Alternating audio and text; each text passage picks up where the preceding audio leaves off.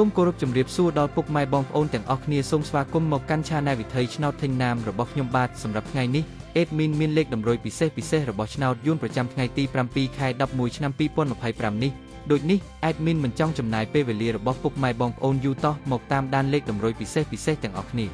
លេខតម្រុយថ្ងៃនេះ Admin មានលេខតម្រុយទី 1 អូស 20 និងលេខពិសេសចុងក្រោយអូស 50 សម្រាប់លេខតម្រុយពិសេស2លេខមានលេខ 24 លេខ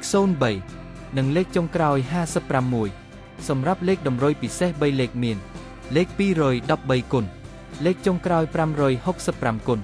សម្រាប់លេខតម្រុយពិសេសថ្ងៃនេះ Admin សូមជូនពរឲ្យពុកម៉ែបងប្អូនជួបតែសំណាងល្អហេងគ្រប់គ្នាហើយក៏សូមអរគុណដល់ពុកម៉ែបងប្អូនទាំងអស់គ្នាដែលបានចូលរួមទស្សនារាល់វីដេអូរបស់ Admin សូមកុំភ្លេចជួយចុច Subscribe និងដាក់សញ្ញារូបកណ្ដឹងដើម្បីទទួលបានព័ត៌មានផ្សេងនិងលេខតម្រុយថ្មីជាប្រចាំថ្ងៃពីខ្ញុំបាទ Admin វិថីឆ្នោតទិញណាមសូមអរគុណសូមជម្រាបលា